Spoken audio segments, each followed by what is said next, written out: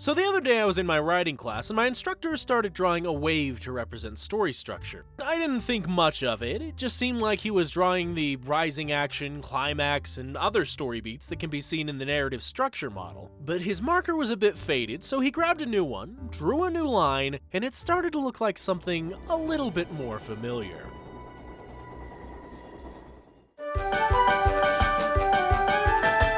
Webs, I'm Eric. And I'm Looney. And welcome to TheLooneyTurtle. Infinity Train is a comedy horror series about a girl from Wisconsin trying to get to camp, a robot trying to get back to his mother, a woman struggling with loss, and so much more. On top of all of that, the first season is all about divorce, and honestly speaking, I found both Tulip's experience and Amelia's really relatable, because when my parents got a divorce, it was confusing, and like Tulip, I found myself on the computer rather than facing those complex feelings head on. Fortunately, things worked out in the end, and I have a good relationship with both of my parents, but when it comes to Amelia, loss is never an easy thing to cope with. So to see a cartoon tackle both of those issues so directly was nice, and I really want to see what happens next in Amelia's story. That said, after watching this story, I started taking a writing class with Crit Killen, who created the DNA Story Helix. Just like the plot diagram, the DNA Story Helix has a midpoint and a sort of resolution, but the primary focus behind it is the main character's wants versus their needs. There are 3 variations of this helix, including the other character transformation, character reaction to events, and what we'll be discussing today, the main character transformation or change. At the beginning of a movie, TV show, or cartoon, the main character tends to have an overarching need that, at first, doesn't get a lot of attention, but as the story reaches its midpoint, or as Crit puts it, the Samson moment, the main character's needs start to gain the audience's attention. Around 3/4 the way through the story, the main character has an opportunity to start focusing on their needs, but this doesn't end up happening until the story is almost over. There could also be mini helixes for a character's wants and needs throughout a story, but the overarching one is what we'll be focusing on today. I get that it kind of looks like the logo, but what does this have to do with Infinity Train? Glad you asked! You see, after watching this series, I started to notice how Tulip's need throughout the entire series was to face the changes in her life rather than running away from them. It's what leads her to run a camp, it's what leads her to the train, and facing that reality is ultimately what leads her to escaping the train. What I found interesting was how this series seems to use the DNA Story Helix to a T. As I established on the intro, the logo seems like a direct representation of the needs plot, and in a similar vein, the number on Tulip's hand plays into her needs. Unlike most stories, this gives us a direct representation of Tulip's need, while she claims the things that she wants. For the first few episodes of the series, Tulip is focused on getting off of the train, while we can't quite nail down the purpose of that number. As they continue on, they end up in the corgi car where the story turn takes place. It turns out there's a mass of cords attached to a mask that's got bullets in its fiery eyes, and it's messing with the controls in the corgi car. This marks the end of the first act. Up to this point, Tulip's journey on the train was a random task, but this episode starts the main tension: Tulip's journey to the conductor. After a few more episodes, Tulip and the gang are curious of where the creature is, as well as what needs to be done before she can get off the train. Everything shifts around halfway through the series when a life-changing event, or Samson moment, happens for Tulip. This is when Tulip watches the tape that traps her in her happiest memories, or at least that's what she's convinced herself. After going through a variety of clips, she slowly realizes that they've all been altered. First with an ad that includes her friends from the train, then her parents making weird faces during her scholarship party, and then she remembers the real memories. Like when she visited Dolphin World, her parents were fighting because she needed glasses. When her father had to sleep on the couch, and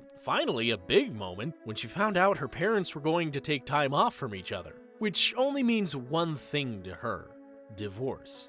Like any child, she felt a mixture of fear, sorrow, and anger at everything, and even comments on how knowing that doesn't make her feel any better. After going through this experience, Tulip puts the glove on, representing how much she doesn't want to address her overall need. I would say that this was the Samson moment of the entire series, but that probably goes to the next scene. As Tulip leaves the cat car, we are introduced to the conductor, a mysterious character that seems keen on getting rid of Tulip and her friends One and Atticus. This moment changes the trajectory of the story, not only for Tulip, who wants to repress her mixed feelings about the divorce, but for the other characters we've seen on the train. A couple of episodes after this, around what Crit calls the needs plot solstice, Tulip is given the solution she desperately needs: to ask the people around her for help. In a conversation with her reflection, she's directly confronted about how she ignores her friends, how she'll spend time coding rather than facing any problems head on. Afterwards, she takes off her glove to find her number is now a 3, showing that she's got the key to her happy ending, but isn't quite there. Around this part of Crit's model, a character has the opportunity to cross over to their needs plot, but doesn't. More often than not because it takes a little bit for a message like this to click.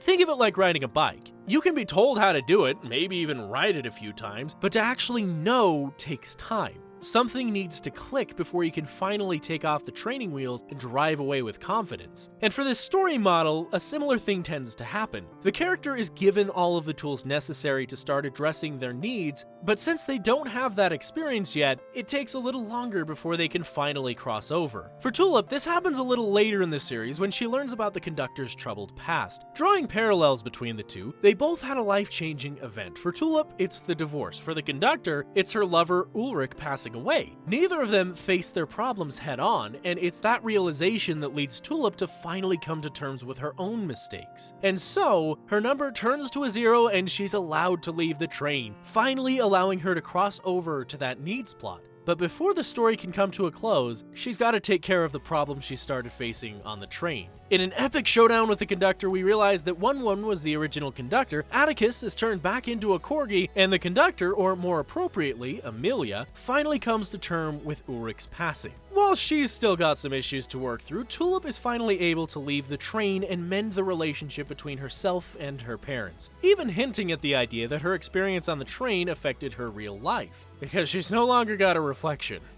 Kinda creepy, but overall a fitting end for her character.